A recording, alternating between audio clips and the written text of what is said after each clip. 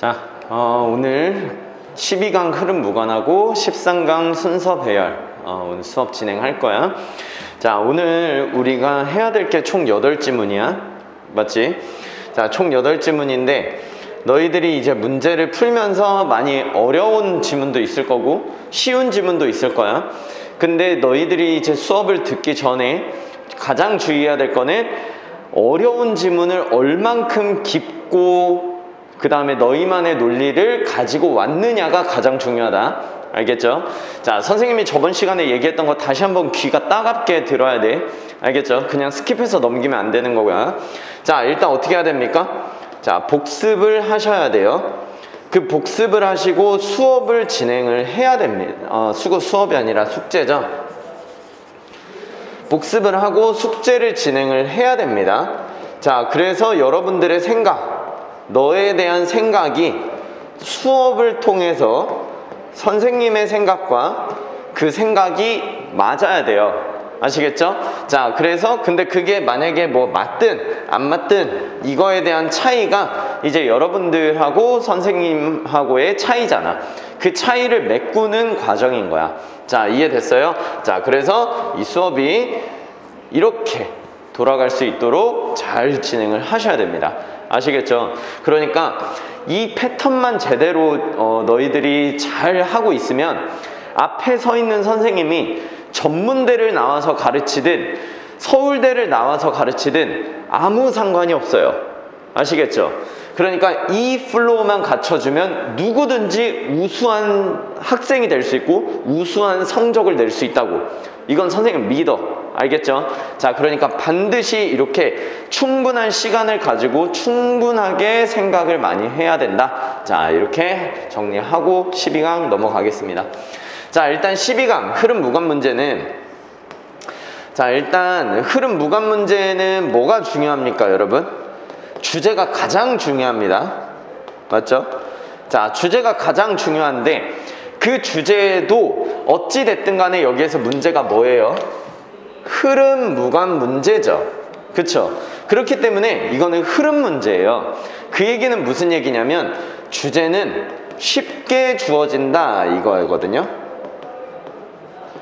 주제는 상대적으로 앞에 있는 주제 문제, 빈칸 문제에서 주제 찾는 거, 그런 것보다 훨씬 쉽다고요.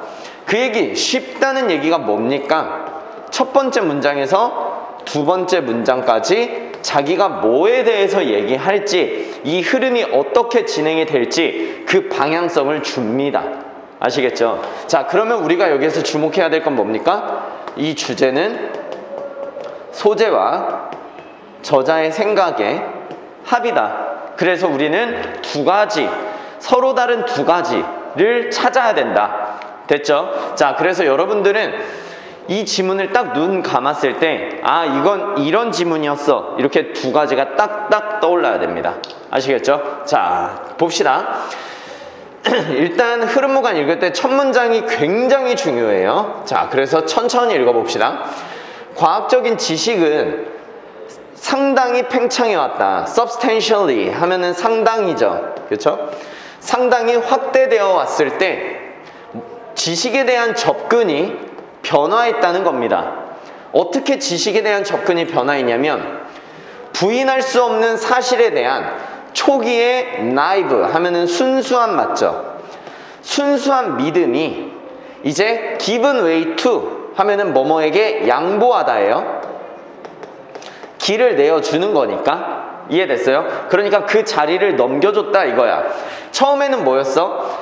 의심할 수 없는 그 사실에 대한 순수한 믿음, 그러니까 맹목적 믿음이 이제는 지식의 contextualization. 봐보세요.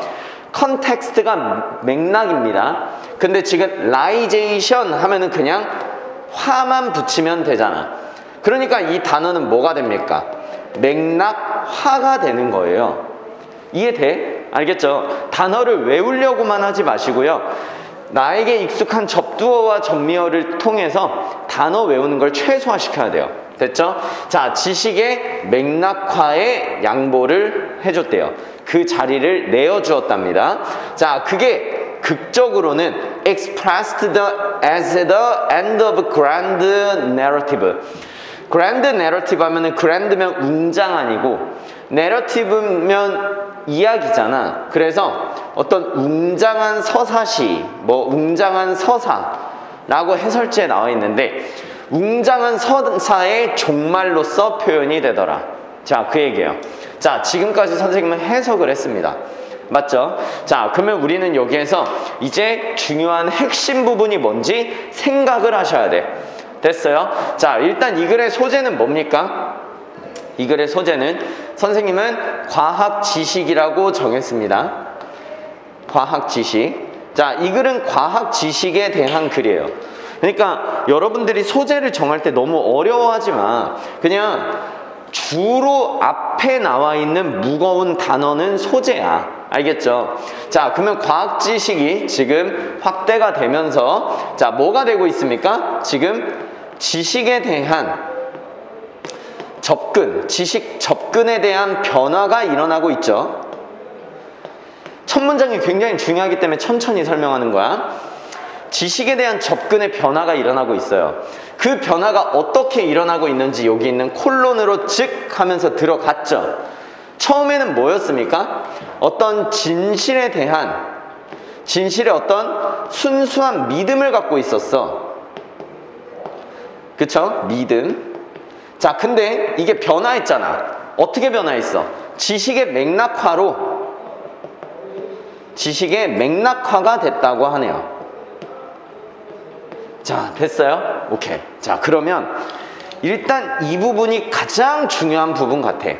그래서 선생님도 요렇게 분류를 할 거야. 자, 왜냐면 얘는 초기의 순수한 믿음이기 때문에 과거야. 그 다음에 지식의 맥락화가 됐다는 건 지금 현재야.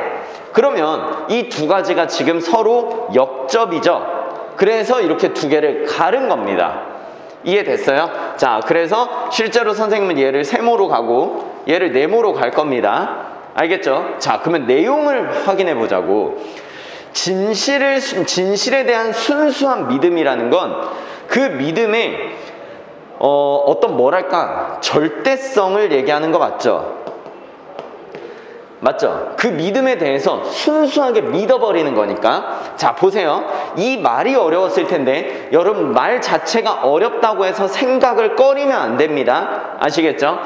지식의 맥락화라는 건 맥락에 따라 다르다는 거예요.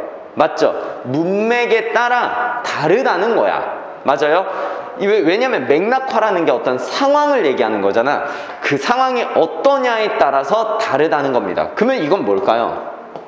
지식이라는 게 상대성을 갖고 있다는 얘기입니다. 물론 선생님처럼 이렇게는 못해요. 못하는데 여러분들이 이런 느낌을 가졌다면 잘한 거라는 거야. 이해됐어요? 자, 됐습니까? 자, 오케이. 그러니까 생각을 해버릇해야 돼. 안 그러면 생각을 아예 안 해. 됐습니까? 자, 그래서 일단 이렇게 그러면 내용을 정합시다. 어떻게? 과학 지식에 대해서 그 지식에 대한 접근이 원래는 그냥 순수하게 믿었는데 이제는 상황에 따라서 그 지식에 대한 사실이 달라지더라. 자, 봅시다. 이것은 분명하다. 자, 변화하는 접근에서 분명해진다. 근데 이제 뭐를 향한 변화의 접근이에요? 전문가 지식을 향한 어떤 변화하는 접근에서 이게 분명하대요. 그 얘기 무슨 얘기입니까? 자, 전문가의 지식에서도 이게 원래는 순수하게 믿었는데 그게 지금 지식의 맥락화가 됐다는 얘기 아닙니까? 자, 그러면 가봅시다. 뭔지. 자, full trust. full trust는 완전히 믿는 거죠. 뭐에 대해서? 전문가의 기술에 대해서. 자, 그러면 여기 일단 from A to B 이렇게 됐습니다. 자, reserved trust. 자, 여기는 지금 완전히 믿었어요. 그럼 reserved가 단어가 어렵잖아. 그쵸? 이게 뭐냐면 유보하는 이란 뜻이에요. 어렵잖아. 맞지? 그러면 어렵다고 해서 그냥 넘어가는 게 아니라 생각을 해보시라고요. 여기는 완전하게 믿었으면 여기는 덜 완전하게 믿는다 라고 하는 거지, 단어를 무작정 외워야 된다라는 생각을 버려야 됩니다. 아시겠죠? 자, 그러면 그 유보한 생각인데 그 유보한 생각은 어떤 생각이냐? Place a higher burden of judgment. 자, 이제 더 높은 판단의 짐을 여기에다가 두는 겁니다. 누구한테 두는 거예요? 그 짐을, 그 부담을 개인과 사회에게 지워주는 거예요. 이해됐어요? 자, 그러면 얘랑 연결을 시킵시다, 여러분. 초기엔 어땠습니까? 어떤 진실, 여기에서 진실은 전문가의 지식으로 나타내고 있어요. 그 지식에 대해서 처음에는 어땠어? 완전한 믿음을 가졌다고. 자, 그러나 지금 이제 시대가 변하면서 지식의 맥락화가 일어났죠. 그 지식의 맥락화가 뭔지 여기서 이해를 못했다면 얘를 통해서 얘를 갖다가 확보를 하는 게 중요합니다. 이해됐어요? 여기를 놓쳤다고 해서 여기까지 완전히 맥락이 잊어버리면 안 된다고. 자, 그리고 reserved라는 단어가 어렵기 때문에 여기 자체도 놓쳐서 안 된다고. 지금 우리가 맥락화도 놓쳤지, reserved도 놓쳤지. 그러나 이 맥락화와 reserved가 이 말이라는 것은 우리가 알고 있어야 된다는 거예요. 자, 됐어요? 자, 그러면 맥락화나 어떤 보류된, 유보하는 그런 신뢰는 뭐냐? 판단의 부담을 이제는 전문가한테 지우는 게 아니라 개인에게 지우는 겁니다. 이해됐어요? 알겠죠? 아, 그렇잖아. 우리도 마찬가지잖아. 우리도 만약에 뭐 전문가의 지식을 전적으로 믿습니까? 아니죠. 우리는 이제 병원을 갈 때도 내가 지금 걸려있는 병이 뭔지 이미 인터넷으로 다 서칭해서 가. 이해돼요? 자, 그렇기 때문에 실제로도 의사 선생님이 전문가긴 하지만 그 전문가의 말을 요새는 고지고대로 듣지 않는다고요. 그게 뭡니까? 지식의 상대성, 맥락화가 됐다는 얘기입니다. 자, 이제 머릿속에 완전히 잡혔죠? 자, 이렇게 가는 겁니다. 자, 이제 주요한 변화 from A to B예요. 자, 뭐에서 뭐로 변합니까? 과학에서 연구로 변한답니다. 과학에서 연구의 변화가 확인이 되고 있다. 어디에서? 과학 지식의 생성에서. 자, 지금 이것도 마찬가지. 변화인데 과학이 왜 완전한 믿음이고 연구가 왜 유보된 어떤 보류된 믿음인가, 이거에 대한 생각을 하지 말고 우린 맥락을 그렇게 가지고 가고 있기 때문에 밑에서 설명해 줄 거다 라는 믿음을 가지고 일단 표시를 하는 거예요. 자, 가봅시다. 과학적인 지식이라는 게, 자, 우리한테 뭐 하게 해준다? 새로운 기술을 발달하도록 허용해준다. 아니, 지금 과학적인 지식이 지금 굉장히 절대적인 믿음에서 상대적인 믿음으로 변화했다는 변화에 초점이 맞춰져 있는데, 얘는 scientific knowledge라는 그 소재에 대해서 뉴 테크놀로지를 발전시킨다는 플러스의 맥락으로 가고 있죠.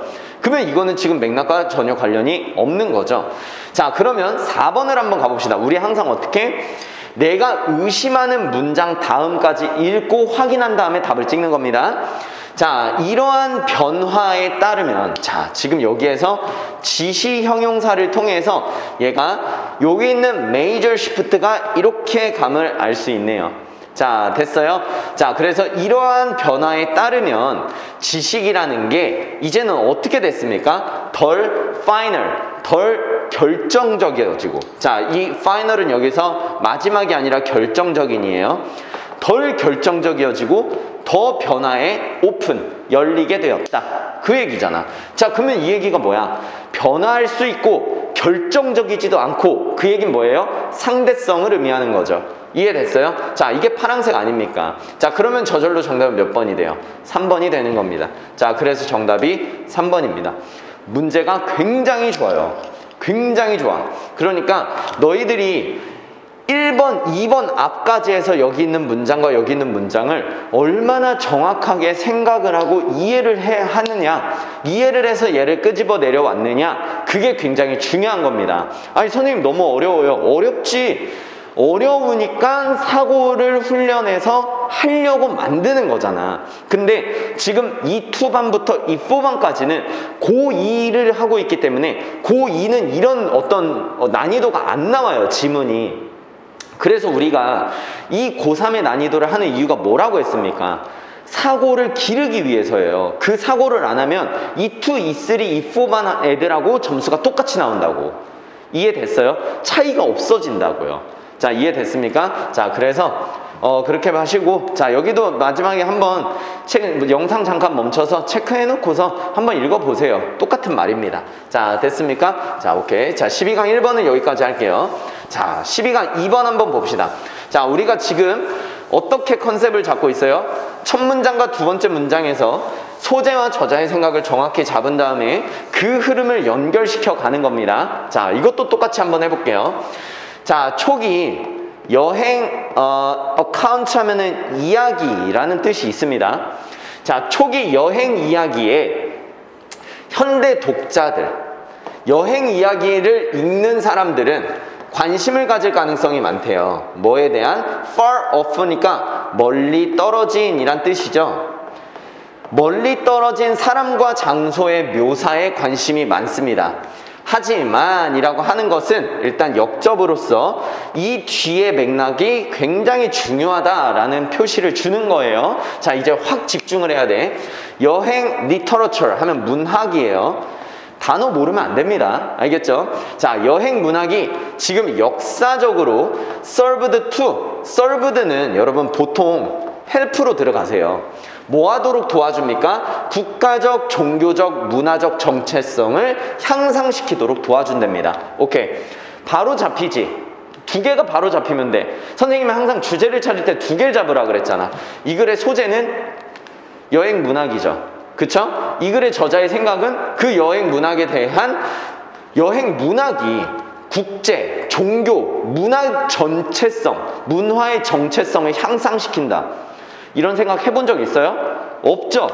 서로 다른 두 가지의 합이 정확하게 이루어져 있잖아. 이해됐어요? 아까도 마찬가지. 아까도 과학 지식에 대해서 그 과학 지식의 접근이 이제 뭐에서 뭘로 절대적인 전문가의 지식의 믿음에서 이제는 지식의 맥락화가 이루어지고 있다. 이렇게 뭔가를 딱 잡아야 된다고. 자, 됐어요? 자, 그러면 정리를 해봅시다. 자, 이 글의 소재는 여행 문학이에요.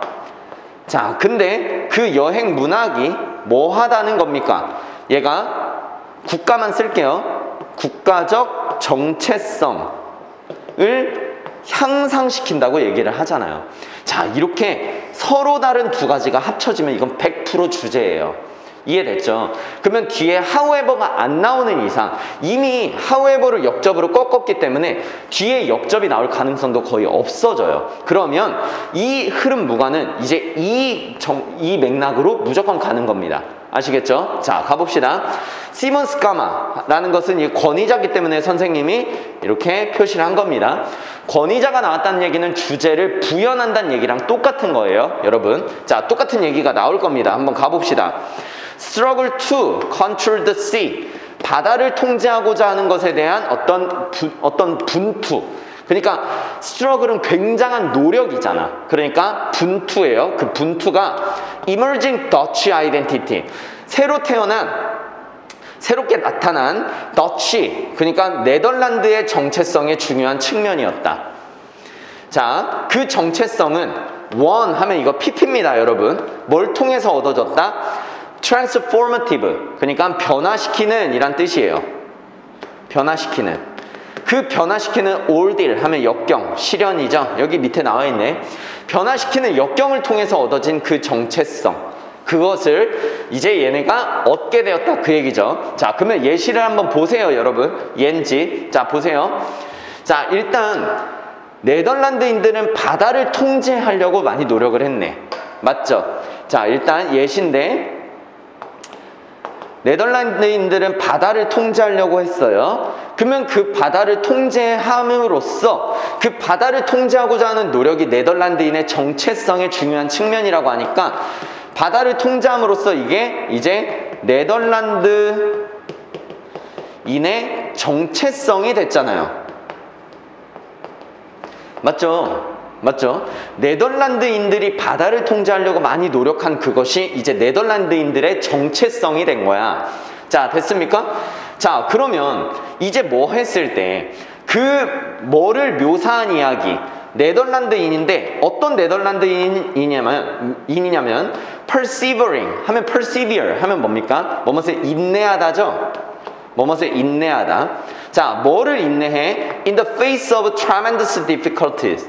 자, 그러니까 엄청난 어려움에 직면했을 때 그 인내했던 네덜란드인을 묘사한 그 이야기들, 여러분, 이 이야기들 뭡니까? 이게 여행 문학입니다. 맞죠? 자, 지금 이 부분이 여행 문학이 되는 거예요. 왜? 우리가 소재로서 여행 문학을 잡았잖아. 바다를 통제하고자 했던 그 네덜란드인들의 엄청난 노력을 이야기로 만든 거라고요. 그러면 그 이야기가 어떻게 된다는 걸 우리는 이제 알고 있습니까? 국가적인 정체성이 되겠죠. 자, 봅시다. 진짜 그런지. 자, 그게 네덜란드인들에게 뭔가 유사한 무언가를 주었대요. 그 유사한 게 뭐냐면 영웅서사와 유사한 무언가를 줬대요. 근데 그 영웅서사는 뭐냐면요, What it meant to be Dutch in 17th century. 자, 여기가 어려운데 이거 해석 잘해야 돼요, 여러분. What it meant to be. 자, 이게 뭡니까? it to 가주어 진주어거든요. 해석이 어려울수록 구문이 중요합니다. 자, 이게 진주어예요. 자, 그러면 얘 먼저 해석을 해보세요. 네덜란드인들이 된다는 것이 what이니까 무엇을 의미하는지, 네덜란드인이 된다는 것이 무엇을 의미하는지, 그게 뭡니까? 네덜란드인이 된다는 게 무엇을 의미하는가? 이게 뭐예요? 위에서 찾으세요. 여러분, 뭔지 모르면 위에 뭐였어요? 우린 여기에 정체성이 나오는 거를 알고 있었잖아.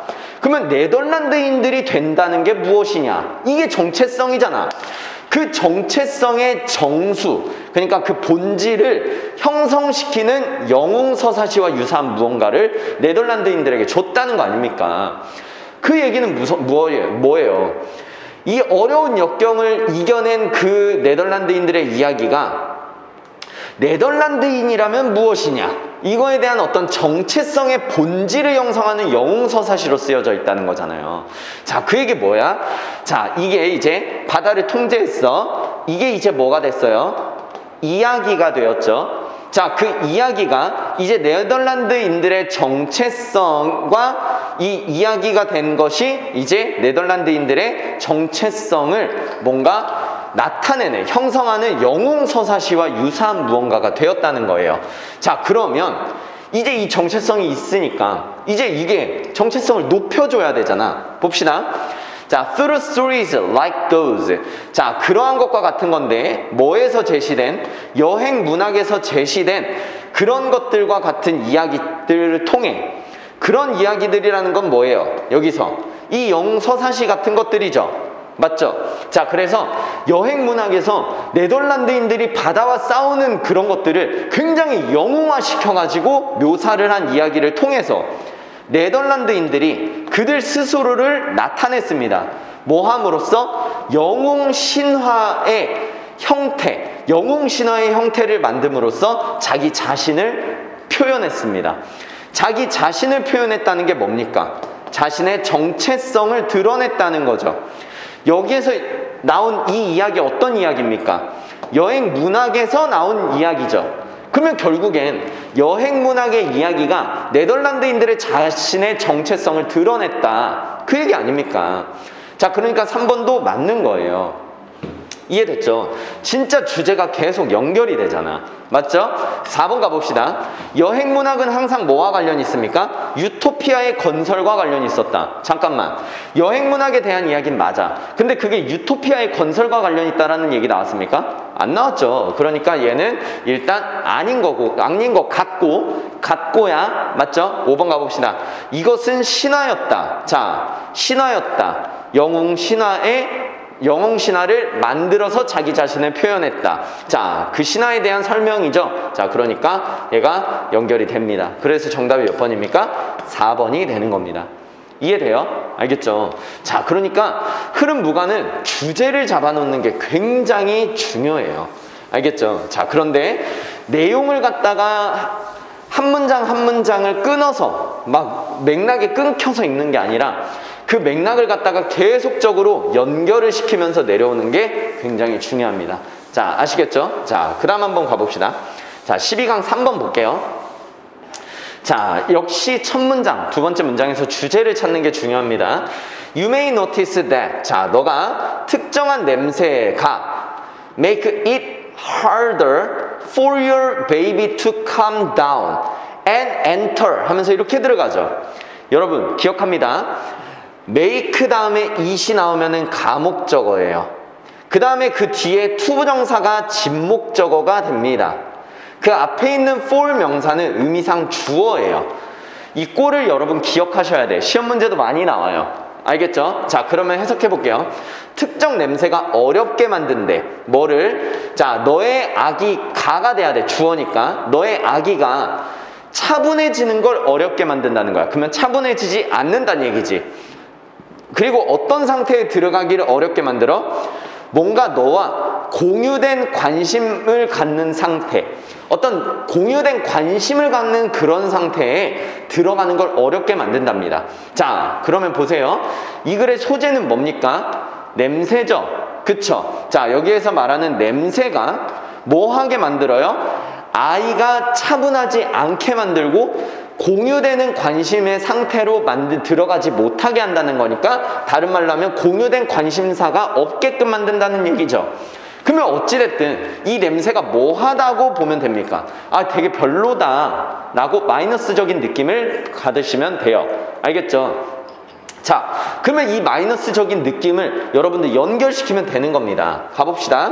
자, 만약에 너가 강한 어떤 perfume, 향수를 썼거나 aftershave lotion, 그러니까 면도 후에 쓰는 로션 있잖아요. 그걸 썼을 때 does he turn his head away?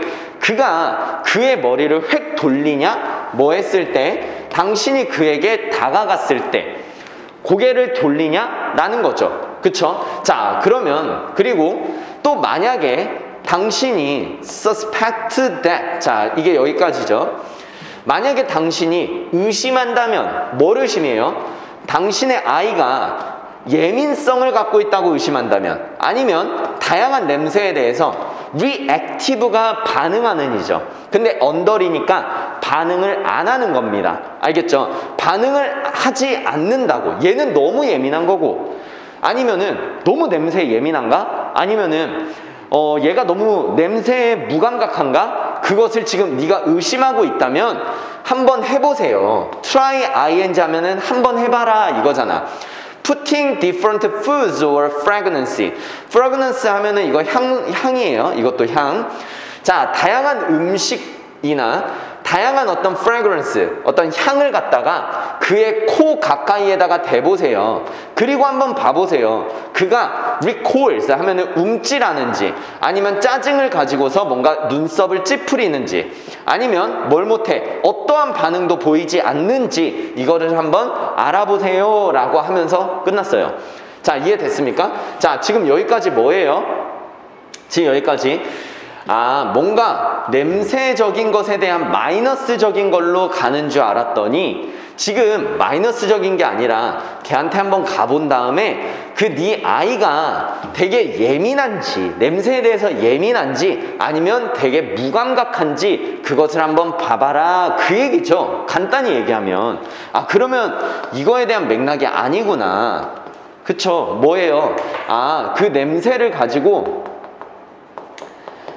아이에게, 그러니까 다양한 냄새를 가지고 그 아이가 굉장히 예민한지, 예민보스인지 아니면은 굉장히 무감각한지 그걸 한번 너가 시도해봐, 그런 얘기예요. 알겠죠? 맥락이 완전히 변했습니다. 맥락이 뚝 끊겼어요 지금. 자, 그러면 얘를 가져갈 거예요. 자, 봅시다. 다음 It's a good idea. 자, it to 가주어 진주한 거 알겠죠? 복습하면서 잘 하셔야 돼. 좋은 생각이다. 뭐 하는 게, 당신의 아기의 후각을 체크하는 것이 좋은 생각이래요. 그 반응에, 그 후각 반응인 거죠. 자, 이게 좋은 생각인데 왜 이게 좋은 생각이냐면 냄새와 맛이 서로 밀접한 감각 사촌이기 때문이다. 감각 사촌이라는 건 그만큼 관련이 있다는 거잖아. 맞죠? 그러니까 야, 이거 되게 좋은 생각이야. 그러니까 너가 후각을 한번 뭐 해야 돼? 한번 확인해봐. 아이의 후각을 확인해봐. 이게 왜 중요하냐면, 이거 되게 중요해. 왜? 자, 이게 왜 중요하냐? 왜냐면 후각이랑 어떤 미각이죠. 맛이니까 미각이 밀접한 관련이 있거든. 그러니까 후각 한번 확인해봐. 그 얘기 아닙니까? 자, 그러면 얘가 뭡니까? 지금 한번 실험해보라 그랬죠. 그래서 확인해보라는 것에 대한 이유까지 나온 이 부분이 주제입니다. 한두 문장까지 주제가 안 나올 수도 있어요. 근데 왜 선생님이 여기까지 끌고 갔는지, 자, 그걸 잘 보시면 돼요. 지금 여기 있는 if가 사례를 들면서 내용이 길어진 것 뿐이에요. 알겠죠? 그래서 it is good idea to, 자, 이러면서 자기 생각을 딱 드러내는 요 부분이 주제입니다. 알겠죠? 여러분들이 확인한 주제랑 비교해 보세요. 자, 됐어요. 그래서 일단 야, 후각 확인해봐. 왜? 후각과 미각이 중요하니까. 자, 여기까지 갔고요. 그 다음에 그 향들은 공기 분자로부터 온다. 근데 그 분자는 어떤 분자냐면 너의 코에 있는 receptors 하면 수용기입니다. receive 하면 받다잖아. 근데 5월 하게 되면은 얘는 수용기, 받는 애가 되는 거니까 수용기를 자극하는 분자로부터 온다. 잠깐만. 아니, 지금 향의 기원에 대한 얘기예요? 향이 어디로부터 오는 건지 그거에 대한 얘기를 하고 있습니까? 아니죠. 좀 이상해. 자, 5번 가볼게요. 자, 몇몇 아이들은 hypersensitive to smells, 냄새에 초과민, 하이퍼리니까 과예민이에요. 그러니까 과예민한 아이들은 음식을 다룰 수 없다. 만약에 그것이 너무 지나치게 자극적이면. 자, 여기까지만 읽으세요. 자, 여기 보니까 실제로 지금 아이의 후각을 갖다가 확인하고 있는 거 맞아요? 맞죠? 자, 과민한 애들은 음식을 다룰 수가 없다. 자, 그 얘기는 이걸 지금 확인하고 있는 거잖아요. 시도하는 것을 보여주고 있는 거니까. 자, 얘가 이렇게 연결되네요. 그러면 정답 몇 번입니까? 자, 4번. 무슨 향이 냄새 분자에 의해서 어디에서 오는지에 대한 어떤 기원에 대한 글은 전혀 안 나왔으니까. 자, 이해됐어요? 어떤 패턴인지 알겠죠? 그러니까 흐름 무관은 주제를 찾는 게 굉장히 중요해요. 알겠죠? 자, 그래서 그 주제와 관련 없는 거를 찾으면 됩니다. 자, 흐름 무관 마지막 4번 한번 봅시다, 여러분. 자, 문제를 풀어가면서 여러분 잘 계속 패턴을 익히시고 그거를 너희들이 모의고사를 풀 때 적용을 반드시 시켜 보셔야 돼요. 아시겠죠? 자, 오케이. 자, 그러면 마지막 4번을 통해서 흐름 무관 한번 마무리 져 봅시다. 자, in political debate. 자, 정치적인 논쟁 상황에 있대요, 지금. You feel that. 자, 너는 느끼는데 다른 쪽 편이 doesn't get your point of view. 자, point of view 하면 관점이잖아요. 관점. 당신의 관점을 얻지 못하고 있다라고 느낀대요. 얻지 못한다는 건 뭡니까? 이해하다라고 하면 되겠죠. 쓰지 마세요, 여러분. 이해하다란 뜻 없습니다. 의역한 거예요. 자, 이렇게 맥락에 맞게 의역하는 게 중요하니까. 자, 너의 관점을 전혀 그 상대편 the other side라고 하니까 지금 토론은 몇 명이 합니까? 2명이 하죠. 그러면 나 입장에서는 나머지 1명 the other side, 나머지 편, 그쵸? 이 사람이 전혀 내 관점을 이해하지 못한다라고 느끼고 있대요. 자, 그리고 만약에 그들이 뭔가 당신의 명료함, clarity 하면 명료함이잖아.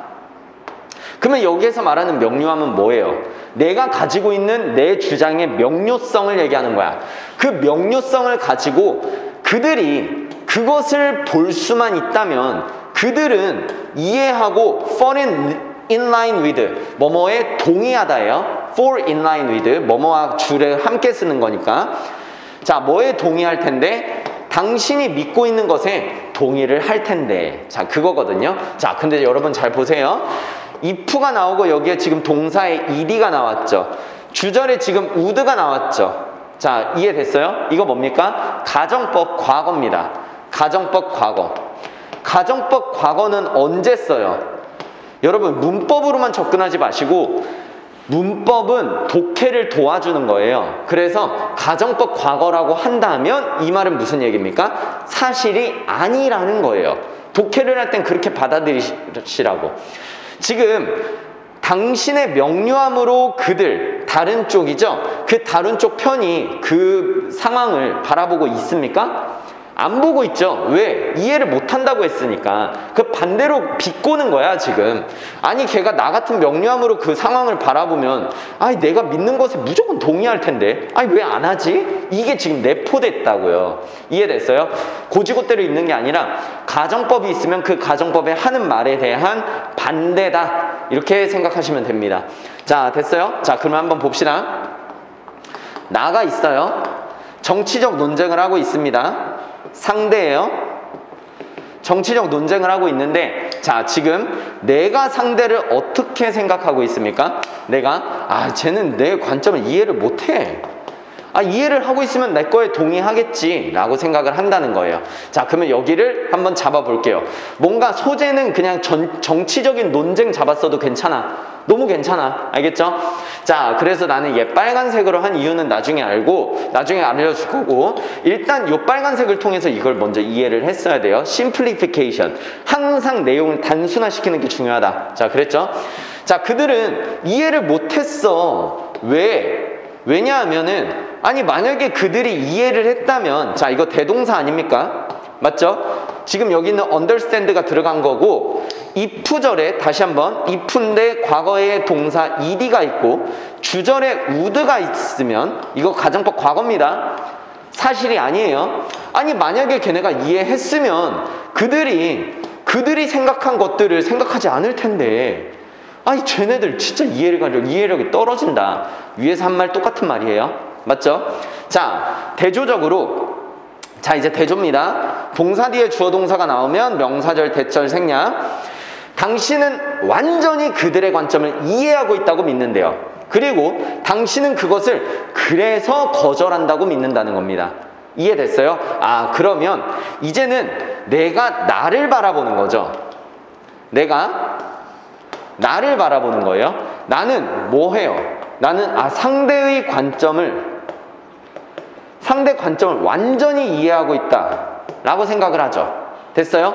그래서 내가 상대 말을 거절하고 있는 거야 라고 생각한다는 겁니다. 자, 그러면 내가 왜 빨간색 파란색 한지 알겠죠? 서로 대조한 겁니다. 대조. 아시겠어요? 얘가 문제고 얘가 저자의 생각이 아니라 색깔의 차이는 그냥 대조한 거예요. 자, 됐죠? 자, 또 가봅시다. You don't need to hear. 자, 너는 그들의 말을 들을 필요가 없어. 왜? 그들이 지금 여기에서 이거 지각동사네, 여러분. elaborate on 하면은 여러분 이거 단어 알아둬야 됩니다. elaborate on 하면 뭐뭐에 대해 상세히 말하다예요. 가끔 나와. 어려운 단어야. 알겠죠? 자, 근데 지금 선생님이 왜 지각동사로 바꿨냐면 여기에 지금 동사 원형이 있잖아. 그래서 지금 얘가 이거 하는 걸 들을 필요가 없다. 자, 이렇게 해석하셔야 돼요. 자, 그러면 너가 그들이 그것을 상세히 말하는 걸 들을 필요가 없어. 왜? 너가 이미 그것을 그들이 알고 있는 것보다, 이것도 대동사 알겠죠? know가 들어가는 거예요. 그들이 알고 있는 것보다 내가 그걸 더 잘하는데? 왜? 상대방의 관점을 내가 완벽히 이해하고 있잖아. 그러니까 내가 쟤네보다 더 잘하는데 뭐 자세히 걔네가 얘기한다 한들 내가 그걸 왜 들어? 자, 이거 2번하고 관련된 거 맞습니까? 맞죠? 그러니까 3번도 정답이 안 되는 거예요. 4번 한번 가봅시다. 그래서 you have to rely on those people. 너는 그런 사람들에게 의존해야 된대요. 어떤 사람에게 의존해야 됩니까? 당신의 입장을 지지하는 사람들에게 의존해야 된다. 아니, 지금 내가 완벽히 이해하고 있는데 다른 사람한테 왜 의지해? 4번은 일단 좀 이상하네. 자, 그 다음 가봅시다. 그 각각이 믿는다. 뭐를 믿는다? 그것이 상대방보다 그 상대방이 이해를 하는 거, 그쵸? 그 상대방이 이해를 하는 것보다 그 상대 쪽이, 그러니까 뭐라고 해야 돼? 지금 보면요. 자, 봅시다. 각각은 뭐라고 믿냐면 그 하나가 내가 상대보다 더 잘 이해하고 있다라고 생각을 하죠. 근데 다른 쪽도 다른 쪽이 이해하는 것보다, 이해됐어요? 얘가 이해하는 것보다 내가 이해하는 게 더 잘 이해하고 있어 라고 믿는데 그게 둘 다 그렇다는 거예요. 알겠죠? 나만 그런 게 아니라 상대도 나를 상대도 나를 그렇게 생각하고 상대도 상대를 그렇게 생각하는 거예요. 이해됐습니까? 자, 그래서 정치적인 논쟁에 관련된 이야기인데 그 정치적인 논쟁은 이런 식으로 뭔가 자기만 하는 어떤 이기적인 논쟁이 되는 거죠. 자, 됐습니까? 자, 5번 뭐예요? 자, 5번이 지금 이것과 잘 어울리죠? 그쵸? 자, 그래서 여기는 지금 정답이 몇 번입니까? 4번이 되는 겁니다.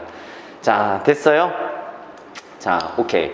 자, 이게 실제로는 색깔이 얘는 빨간색이고 얘는 약간 좀 색이 달라요. 얘랑 대조고 이 파란색은 저자가 얘기하고 싶은 거예요. 얘는 뭐야? 내가 상대방을 생각하는 거. 얘는 뭐야? 내가 나를 생각하는 거. 마지막 파란색은 뭐야? 둘 다 그렇게 생각한다. 이런 얘기예요. 알겠죠? 정치적 논쟁에서의 문제점을 얘기하는 겁니다. 아시겠죠? 자, 오케이. 자, 그러면 흐름무관 문제는 여기에서 마무리하고요. 그 다음에 순서배열 문제를 해설을 이제 조금만 쉬고 진행하겠습니다. 자, 13강 순서배열이에요. 자, 여러분 고3 지문하면서 여러분들 마인드를 이렇게 가지세요. 내가 생각할 여지가 있는 지문들을 내년에 볼 걸 좀 더 빨리 보는 수혜를 입었구나 라고 생각을 하세요. 아시겠죠? 생각을 안 한다는 건 수능을 안 본다는 거예요. 수능은 종합사고력 시험입니다. 그래서 이 학생이 정해진 시간에 정확하게 그 정보를 인지하고 그 정확한 정보를 가지고서 문제까지 응용할 수 있는가, 그거를 갖다가 훈련하는 게 그거를 갖다가 시험하는 게 바로 수능인 거예요. 이해됐어요? 그러니까 여러분들 너무 사고도 안 하는 거는 진짜 최악이고, 사고를 하는데 너무 힘들고 지문이 너무 어렵고 해설을 봐도 너무 말도 이상해가지고 이해도 안 된다 라고 한다면 계속 더 보세요. 그리고 이해하려고 노력하세요. 그 노력하는 과정에서, 아니면 하다못해 구글에다가 그와 관련된 어떤 내용도 한번 찾아보세요. 그렇게 사고라는 건 깊어지는 겁니다. 그런 훈련이 있어야만 한 문장을 읽더라도 굉장한 백그라운드를 가지고서 깊게 읽을 수가 있어요. 글을 깊게 읽지 못해 버릇한 사람은 절대로 시간이 지나도 깊게 읽어보지 못합니다. 아시겠죠? 자, 오케이. 자, 13강 1번 한번 보겠습니다.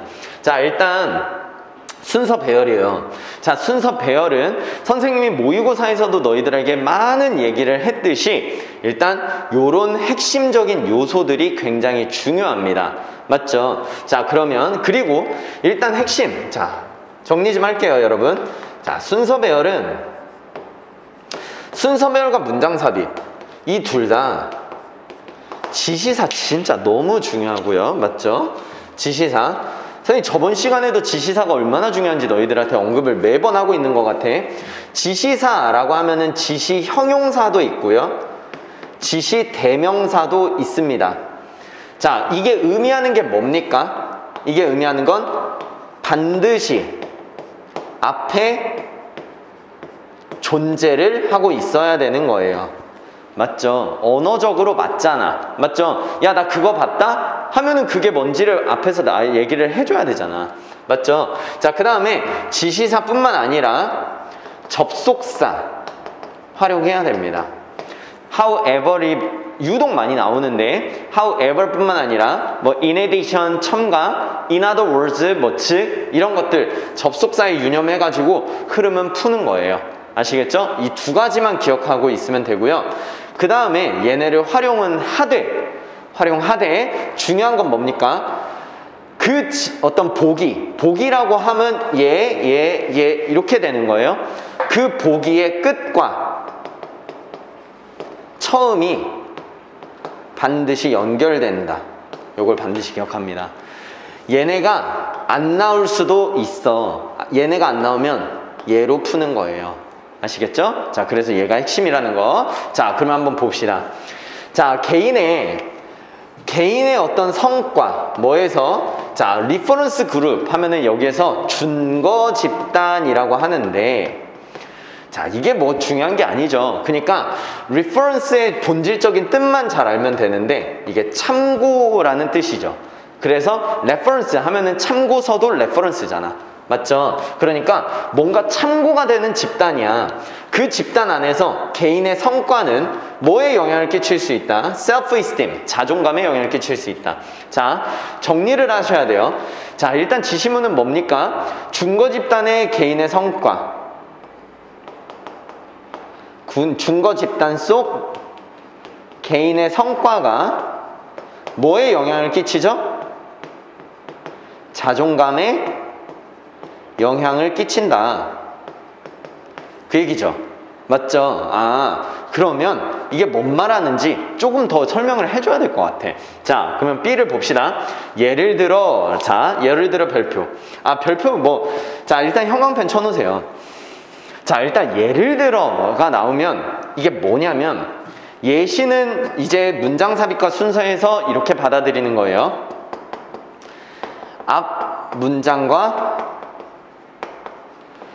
맥락이 같다. 알겠죠? 앞 문장과 똑같은 건 맞아. 똑같은데 앞이랑 완전 똑같은 건 아니야. 그게 무슨 말이냐면 앞에 그냥 우리 많이 했잖아. 앞이 사과면 배예요. 맞죠? 아, 뭔 개소리야. 미안해. 정신이 막 가고 있어 지금. 자, 과일이 나왔어. 그 다음에 배가 나왔잖아. 얘 과일 맞잖아. 얘가 맞아. 똑같아. 근데 엄밀히 다르잖아. 맞죠? 그러니까 뭔가 얘가 상위 폴더, 얘가 하위 폴더. 맞죠? 자, 그러면 상위 폴더와 하위 폴더의 관계가 예시란 말이에요. 근데 어찌됐든 상위 폴더 안에 들어가 있기 때문에 이 안에 들어가 있는 모든 하위 폴더는 다 과일이라고요. 됐죠? 자, 그러면 어찌됐든 똑같아야 돼. 가봅시다. 만약에 과학을 잘하는 것이 너에게 굉장히 중요하다면 knowing that someone in your reference group, 자, 너의 중거 집단의 누군가가 점수가 훨씬 높았다는 것을 아는 것. 누구보다? 너보다. 어디에서? 과학 실험에서. 지금 여기에 있는 that 묶어주고요. knowing의 동명사, can이 동사니까 knowing의 동명사 부분도 묶어줘야 되겠죠. 이해됐습니까? 구문 잘해야 돼요. 맞죠? 자, 그래서 내가 지금 중거 집단 속에 누군가가 있는데 그 사람이 과학 실험에서 나보다 훨씬 높은 점수를 받았어. 근데 과학이란 과목은 나한테 지금 중요하단 말이야. 그러니까 그것이 뭐 할 수 있다? 너의 자존감을 낮출 수 있다. 자, 여러분, 이거랑 똑같습니까? 중거 집단 속의 누군가의 성과가 내 자존감을 떨어뜨렸죠. 이런 식이에요. 예시면 앞에 게 그대로는 안 나와. 왜? 지금 여기에 있는 중거 집단 속의 개인이 뭐로 바뀌었습니까? 지금 someone in your reference group으로 바뀌었죠. 자, 그 다음에 여기서 성과라는 게 뭘로 바뀌었어요? 과학 시험을 더 잘 봤다로 바뀌었죠. 그리고 자존감에 영향을 끼쳤다는 뭘로 바뀌었어요? 당신의 자존감이 내려갔다라고 바뀝니다. 말만 바뀌었을 뿐이지 그 자체의 맥이 완전히 똑같다고요. 그러면 이거는 거의 B가 100%예요. 아시겠? 99%예요. 자, 나머지 1%를 확인하기 위해서는 C의 첫 문장 가봅시다. 우리는 우리 자신에게 말합니다. 뭐라고? 그들이 그것을 할 수 있다면 나 그거 할 수 있어. 갑자기 우리가 이런 말을 혼잣말로 할까요? 자, 이게 지금 자존감을 해치는 얘기이기도 합니까? 아니죠. 자, 그러면 무조건 여기 있는 B는, 자, 일단 여기 B로 갑니다. 맞죠? 자, 그러면 이제 B로 갈 거예요. 자, 그 다음에 어디로 가야 돼요? B의 끝과 처음이 연결된다고 했잖아. 그러면 이 끝을 갑니다. 가봅시다. 그들의 자존감을 보호하고 그들 자신을 갖다가 더 뭔가 기분 좋게 느끼게 하기 위해서 사람들은 그들 자신을 compare A with B예요. 맞죠? A와 B를 비교하다. 모르면 써야 돼. 그들 자신을 뭔가 잘하지 못하는 사람과 비교를 합니다. 자, 그 전략이 뭐라 불리워지는 전략이냐면요, Downward Social Comparison 이라고 불려진대요. 그러니까 자, B의 마지막은 뭐라고 했어요? 중거 집단 속 개인의 성과가 자존감에 영향을 끼쳐서 자존감을 낮추고 하니까 이거를 지금 뭐 해야 돼요? 자존감을 보호해야 되는 거 아닙니까? 맞죠? 자, 그러면 자존감을 보호해야 되는데, 자, 자존감을 보호하는 첫 번째라고 하면 너무 내가 그 뒤에 내용까지 알고 있는 것 같나? 자, 봅시다. 자, 자존감을 보호하기 위해서 얘는 뭐 해야 된다고 해요? 나보다 못한 사람과 비교하면 된다는 거예요. 맞죠? 자, 그러면은 못한 사람과, 나보다 못하는 사람과 비교를 하면 됩니다. 그쵸? 얘를 다운월드, 하향 사회적 비교라고 했다는 거예요. 자, 얘를 선생님이 대조할 거야. 그래서 노란색을 이렇게 할 거거든요. 자, 그래서 자, 그럼 하향 사회적 비교에 대한 정의를 내렸어요. 그리고 우리 스스로에게 말한다. 그들이 그걸 할 수 있으면 나도 할 수 있어 라고 말한다. 어때요? 여기에서 얘로 바로 넘어가기 괜찮습니까? 선생님은 조금 이상해. 근데 그게 안 느껴진다면, 자, 여러분, 이게 하향 소셜 컴패리즌인지 다운월드 소셜 컴패리즌인지 따지면 돼요. 됐죠? 근데 이게 따지기가 힘들어. 자, 봅시다, 여러분. A를 가볼게요. A를 가니까 올소라고 있습니다. 올소는 첨가예요. 맞죠? 자, 근데 여러분, 이거 꼭 기억해야 됩니다. 올소가 주제 문제에서는 첨가로 많이 쓰입니다. 1번 얼소가 나오면 앞에가 1번, 올소 뒤가 2번이 되는 거거든요. 자, 그런데 만약에 이제 흐름 문제, 그러니까 순서 문제나 어떤 문장 삽입 문제에서 올소는 흐름의 전환이라 생각하면 돼요.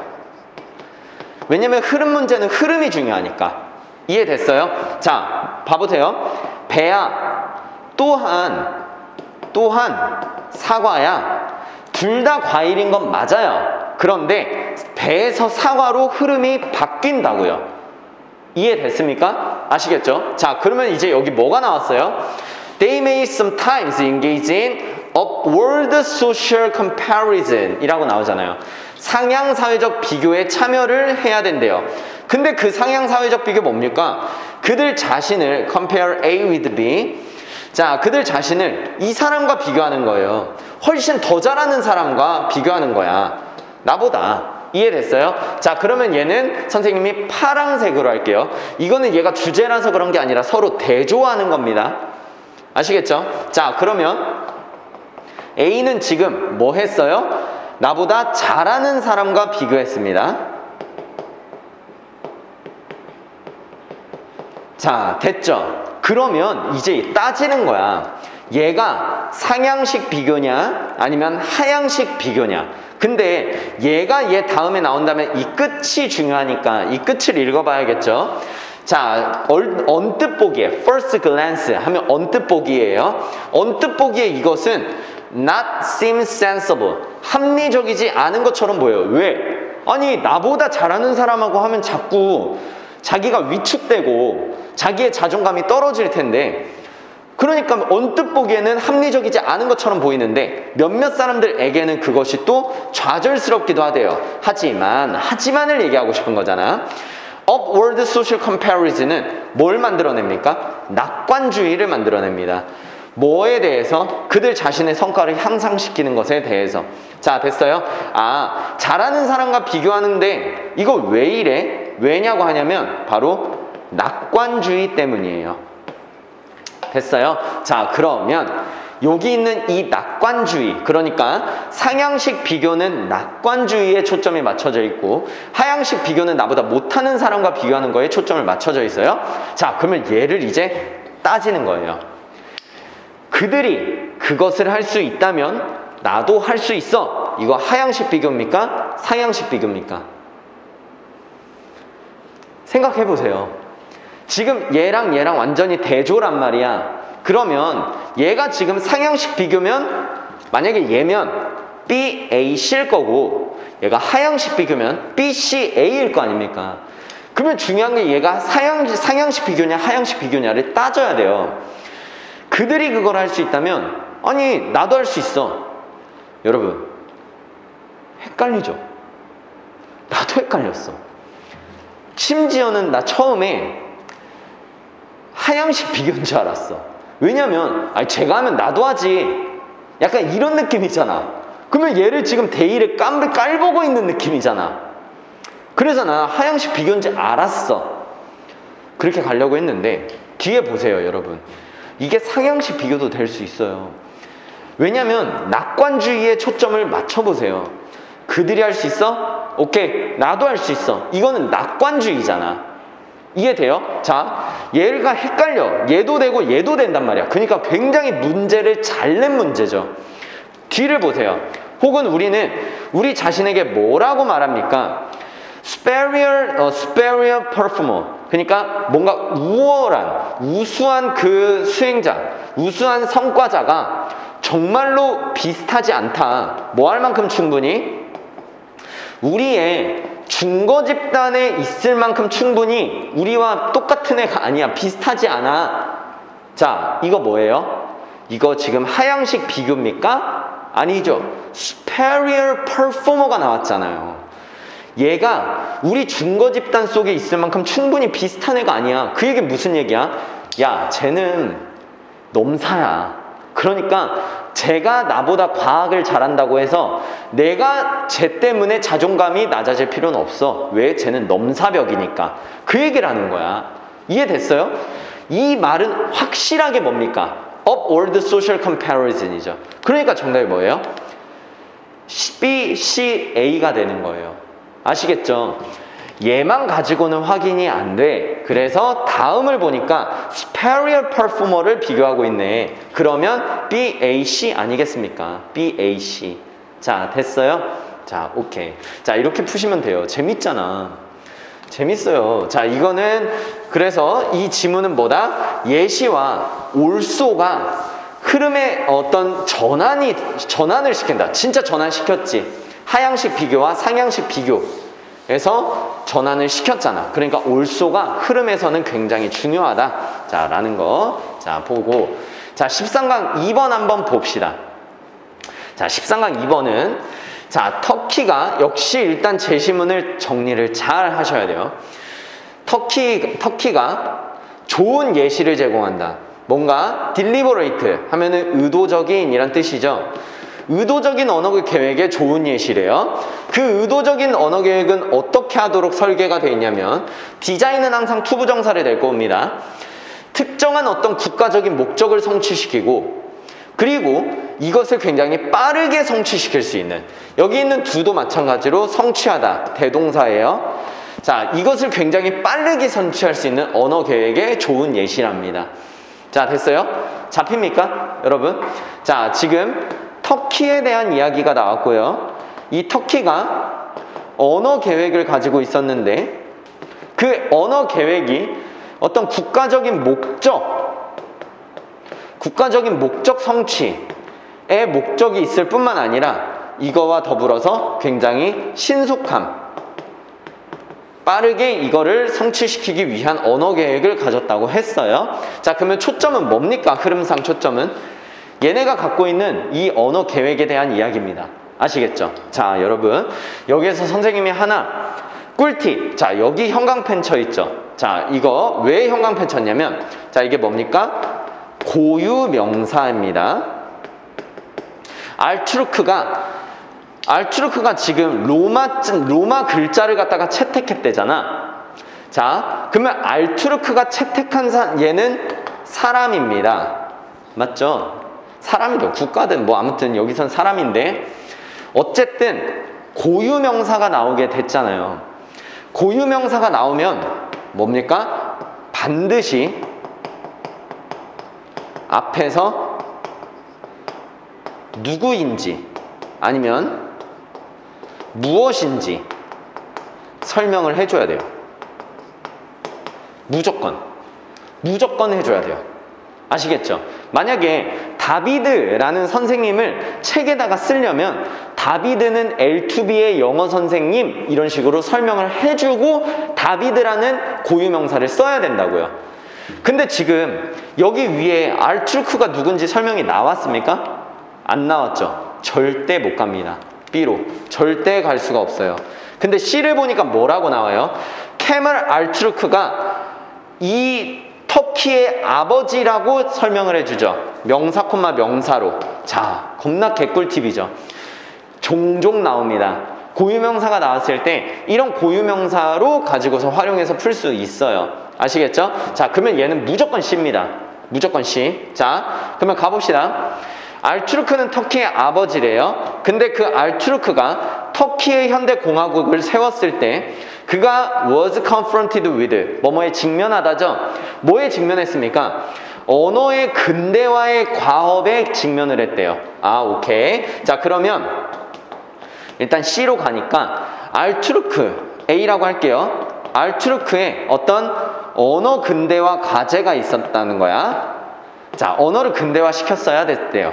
자, 됐습니까? 자, 그런데 끝이 중요하잖아. It had no vocabulary from modern science and technology. 그러니까 근대 과학과 기술로부터의 어휘를 갖고 있지 않았대요. 단어가 없었다는 거야. 그러니까 발전이 안 되지. 근대 과학과 기술의 어휘가 없었으니까. 자, 그리고 여기 있는 was는 지금 여기에 had랑 병렬됐겠죠. 적절치 않은 아라비아 철자법 여기 있습니다. 철자법을 쓰지 않고 있었대요. 그리고 또 강하게 영향을 받고 있었대요. 아라비아와 어떤 페르시안에 강한 영향을 받고 있었답니다. 자, 지금 여기 뭐 하고 끝났습니까? 자, 언어 근대화를 왜 해야 되냐에 대한 이유가 나온 거죠. 맞아요? 이런 빨간색에 문제가 있었기 때문에 언어 근대화를 시켜야 됐던 거 아닙니까?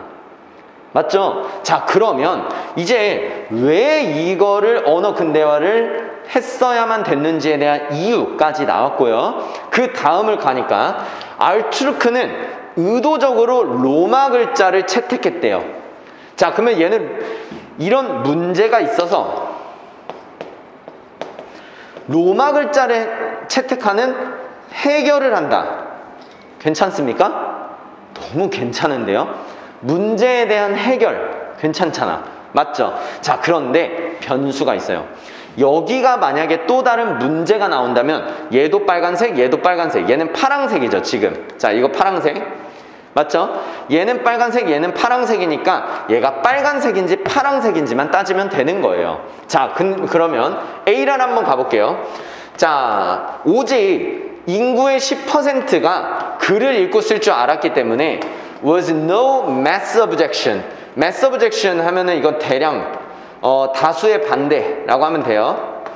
mass가 대량이잖아. 맞죠? 자, 그 변화에 다수의 반대가 있지 않았답니다. 자, 여러분, 우리가 초점을 맞춰야 될 건 뭡니까? 바로 관사더. 자, 관사더 활용법. 자, 관사더는 조건이 있어요. 쓸 수 있는 조건. 그게 뭡니까? 어떤 수식도 받지 않아야 됩니다. 어떤 수식도 받지 않은 상태에서 관사더가 명사를 수식하고 있어야 돼요. 지금 어떤 수식도 안 받았죠. 수식을 받으면 관사더를 쓸 수가 있거든. 그랬을 때 이 명사가 앞에 안 나온단 말이야. 이해됐어요? 자, 그래서 수식을 안 받은 그 변화잖아. 그러면 앞에 뭐가 나와야 돼? 변화가 나와야 돼. 여기 변화 나왔습니까? 안 나왔죠. 그냥 문제 상황만 얘기한 거예요. 변화는 뭡니까? 로마자를 채택한 게 변화죠. 맞습니까? 자, 오케이. 그래서 여기 있는 게 이 변화가 되는 겁니다. 이해됐어요? 그래서 CBA 이렇게 푸시면 돼요. 자, 선생님 어떻습니까? 이런 스킬들을 적극적으로 활용하면 순서 배열에 대한 내용을 정확하게 완벽하게 이해하지 않아도 충분히 풀 수 있다는 걸 선생님이 보여주고 있는 겁니다. 아시겠죠? 자, 13강 3번 봅시다. 자, 13강 3번은 엄청 간단해. 엄청 간단해서 여러분들 해석 제가 꼼꼼히 해석 안 하고 자, 그냥 바로 답을 한번 해볼게요. 자, 여러분 보세요. 자, 지금 여기 보면은 years later 있죠. years later. 그 다음에 back in class 있죠. 자, 지금 보면 Imagine you have just returned from 7th grade field trip. 자, 그럼 뭐래요? 7학년 field trip이 여러분 현장학습입니다. 여러분 현장학습 많이 가죠? 자, 7학년 현장학습으로부터 너가 돌아갔다라고 한번 상상해보자 하는 거니까 얘는 1화입니다. 1화. 맞죠? 순서 배열에서 1화는요, 무조건은 아니지만 시간과 장소 순서로 푸는 거예요. 아시겠죠? 자, 그러면 지금 여기는 현장학습입니다. 지금 여기에서 현장학습하면서 지금 6가지 다른 종류의 잎을 막 사진 찍고 그들을 확인하고 이게 현장학습이에요. 자, 여러분 B로 갈게요. 당신이 생각하기에, 자, 이거 지금 부사절 삽입절이에요. 당신이 본 것을 녹음을 했다. 자, 이거는 지금 현장학습 중입니까? 내가 본 거를 지금 녹음하고 있어요. 뭐 할 때? 사진 찍을 때. 됐어요? 자, 이거 지금 현장학습 과정이죠. 맞죠? 자, C 한번 가봅시다. 몇 년이 지났어요. 너가 이제 40살이 됐어요. 그리고 너 자신이 당신의 딸에게 뭐 이런 것들에 대해서 얘기하고 있대요. 지금 40살이 돼서 딸이 났어요. 딸이 나왔단 말이야. 이해됐어요? 시간 순서가 어떻게 됩니까? 여기 됐죠. 자, 그러면 얘는 지금 40살입니다. 여기 갑시다. 교실로 들어왔죠. 얘가 나와야 됩니까? 여기가 나와야 됩니까? 얘가 나와야 되죠. 그 다음에 40살로 가야 되잖아. 이해돼요? 이거 해설은 요 정도로 할게요. 아시겠습니까? 1화는 시간과 장소 순서로 푸는 거예요. 아시겠어? 자, 오케이. 자, 13강 4번 들어갑니다. 자, 굉장히 심플하지?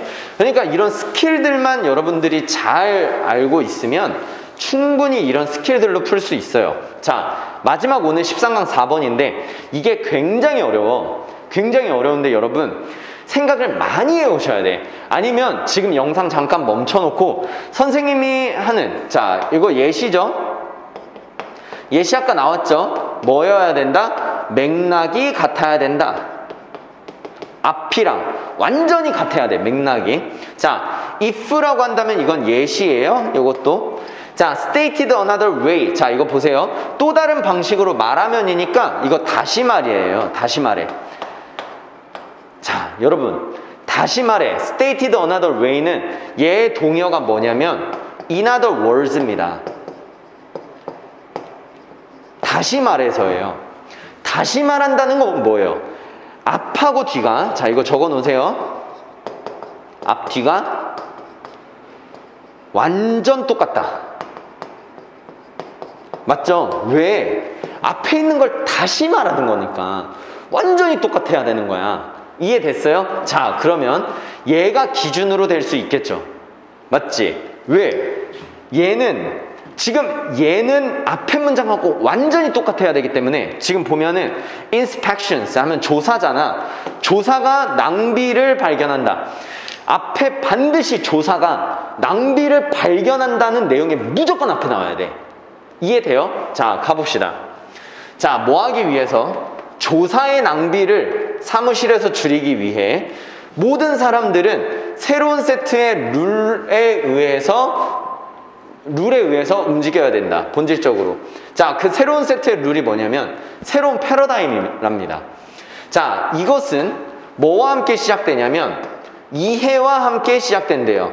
어떤 이해냐면 결함이 야기된다. 뭐에 의해서? 방식에 의해서. 명사 뒤에 주어 동사. 자, 구문 딱딱 해야 돼.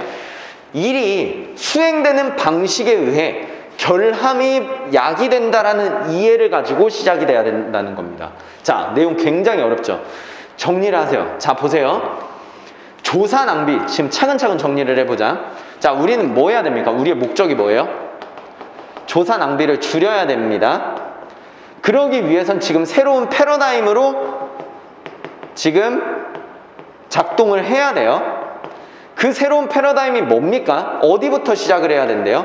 얘는 일이 수행되는 방식에서 결함이 일어난다는 것을 이해해야 된답니다. 그러면 이 저자가 얘기하고자 하는 거는 결함이라는 것은 일의 수행 방식이니까 일의 과정이라고 해도 돼요.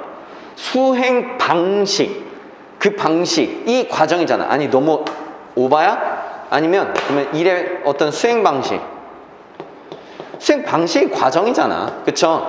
그 과정 중에서 결함이 일어난다는 걸 이해하는 거래요. 자, 오케이. 자, 새로운 패러다임, 그게 결함이 이렇게 선생님이 했습니다. 조사 낭비를 줄이려면 새로운 패러다임을 가져야 돼요. 그 새로운 패러다임은 뭐냐면 이게 문제잖아. 지금 결함이 발생하는데 일이 수행되는 방식에 의해서 지금 얘가 결함이 야기된다는 겁니다. 자, 그럼 봅시다. if, 예시죠. 예시는 뭐여야 돼요? 맥락이 완전히 같아야 돼요. 맞죠? 자, 보세요. 일의 과정, 어떤 일의 방식에 의해서 결함이 나와야 됩니다. 만약에 일이 올바르게 수행이 된다면 조사 자체가 필요가 없다. 자, 일하는 방식, 이 일이 적절하게 올바르게 수행됐다. 이거 일하는 방식 맞습니까? 맞죠? 그 다음에 일하는 수행 방식이 올바랐으니까, 얘는 지금 올바르지 않으니까 결함이 발생했는데 얘는 올바랐으니까 조사가 안 필요하죠. 맞죠? 자, 그러면 실제로 얘랑 연결이 됩니까? 연결이 돼요? 괜찮은 것 같은데? 왜? 일하는 방식에 의해서 결함이 발생을 했다는 걸 이해를 해야 되는데 일하는 방식이 제대로 되니까 조사 자체는 당연히 필요가 없다는 거잖아. 이해됐어요? 결함이 없는 거니까 조사도 없겠지. 이해됐어? 자, 오케이. 너무 어려워? 자, 얘를 믿으세요. 얘는 다시 말하기 때문에 앞이랑 완전 똑같아야 돼. 조사가 낭비를 발견한다. 자, 여러분, 이게 지금 조사가 낭비를 발견한단 말입니까? 아니죠. 일하는 방식에서 결함이 나온다는 거예요. 됐어요? 똑같지가 않다고. 그러면 얘는 무조건 B로 가야 돼. 됐어요? 이게 얘랑 맞는지 안 맞는지 뭐 알든 모르든 무조건 B로 가야 돼요. 자, 가봅시다. B의 끝이 중요해. 일반적으로 조사 과정은 존재합니다. 뭐 때문에? 그 실수의 두려움 때문에. 그 실수의 두려움 PP, 그 일하는 과정 동안 만들어지는 실수의 두려움 때문에 조사 과정이 존재합니다. 여기서 완전히 나오네. 일하는 방식 때문에 결함이 발생하는데 일하는 과정 중에 일어난 실수라는 게 뭡니까? 일하는 방식에서 일어난 결함을 얘기하는 거죠. 이것 때문에 지금 조사가 존재한다는 거잖아요. 맞습니까? 자, 오케이. 그러면 맞네. 자, 오케이. 자, 그러면 실수 때문에 일어나는데 우리가 찾아야 될 건 이런 거 나오면 얘를 딱 기준 하면 됩니다. 뭐가 나와야 돼요? 조사가 낭비를 만들어낸다는 게 나와야 돼요. 조사는 결함을 드러냅니다. 오직 뭐 후에만? 그들이 발생한 후에만. 그러니까 그게 무슨 얘기예요? 자, 이제 B 마지막 갈 거예요. 자, 조사 자체가 결함을 드러낸대요. 결함을 드러내는데, 맞죠? 조사를 하면 그 결함이 뭐였는지가 드러나잖아. 근데 그게 언제 그 결함이 드러납니까? 결함이 일단 일어난 다음에 일어나. 결함이 일어난 다음에. 여러분, 조사가 결함을 드러내나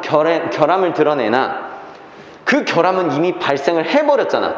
이미 발생한 결함을 조사가 지금 드러내고 있으니까 얘는 뭐가 됩니까? 낭비가 되는 거예요. 조사가 낭비를 발견하는 거다.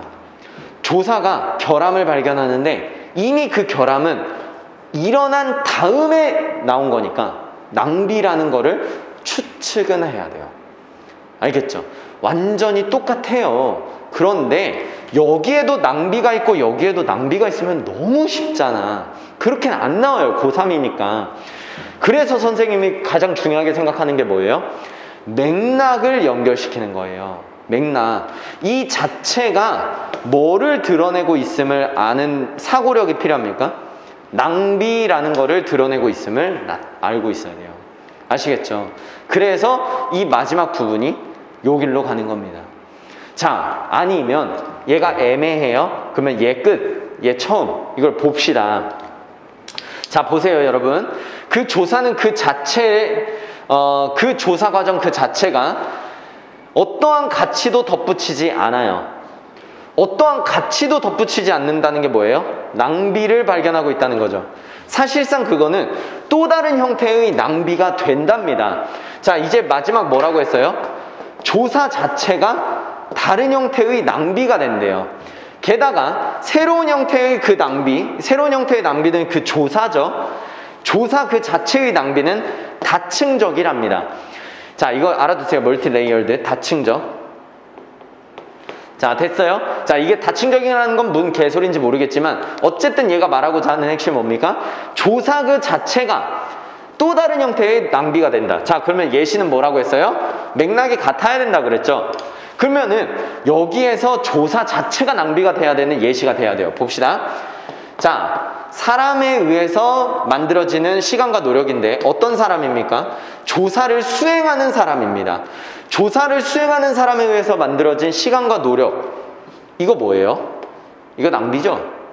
그리고 조사 보고서의 숫자, 그들이 만들어내는 조사 보고서의 숫자를 한번 생각해 보래요. 이거 뭡니까? 낭비죠. 근데 조사에서 나온 낭비죠. 조사를 하는 사람의 시간과 노력, 조사 보고서, 이런 거 다 뭡니까? 조사에서 나타난 낭비 아닙니까? 이게 얘랑 완전히 똑같아요. 이해됐습니까? 이런 식으로 for example과 state another way, in other words, 다시 말해서가 쉽진 않았어요. 쉽진 않지만 추론을 해야지. 근데 얘랑 완전히 똑같다라고 믿으면 보여요. 아니면 여러분, 얘가 헷갈리면 얘인지를 한번 보세요. 조사가 낭비를 발견한다는 얘기인지, 이 레포트들이 읽어지고 반응해야 되고 저장되고 낭비를 만들어내고, 자, 이런다는 겁니다. 다 낭비가 된다는 거잖아. 이게 지금 조사가 낭비를 발견한다는 얘기입니까? 조사가 낭비가 된다는 얘기죠. 이해됐습니까? 자, 오케이. 자, 그래서 얘는 B, C, A. 자, 이렇게 정답이 되는 겁니다. 자, 됐습니까? 자, 오케이. 자, 숙제는 다음 주 화요일까지 숙제 알죠? 그렇죠? 자, 모의고사 듣기, 그 다음에 어휘. 자, 이렇게 하면 되는 거예요. 여러분, 숙제를 계획을 짜가지고 나눠서 합시다. 나눠서 해야만 풍부한 시간이 만들어지고 그 풍부한 시간을 통해서 우리는 사고할 수 있는 거예요. 이해됐습니까? 그래서 꼭 나눠서 하시고요. 그리고 아마 다음 주까지는 온라인으로 진행을 하게 될 거예요. 아마도. 맞죠? 왜냐면 지금 1600명대고 이거 했다가는 또 난리 날 수 있어. 그렇기 때문에 확실한 건 아니지만 확실한 거는 매주 일요일 날 이제 그 정부의 결과 발표를 보고 이제 선생님이 문자를 줄 텐데 거의 확실하다고 생각하면 돼요. 온라인 수업이 길어질수록 여러분들의 책임이 늘어나는 겁니다. 그만큼 자유도 커지고 그 자유에 대한 책임이 전적으로 여러분들에게 있기 때문에 여러분들이 꼭 기억해야 될 말 뭡니까? 지나간 시간은 절대 돌아오지 않는다. 굉장히 중요한 시기입니다. 맞죠? 지나간 시간은 안 돌아와요. 그걸 잘 명심하시고 공부하시기 바랍니다. 아시겠죠? 자, 오케이. 다음 시간에 봅시다. 안녕.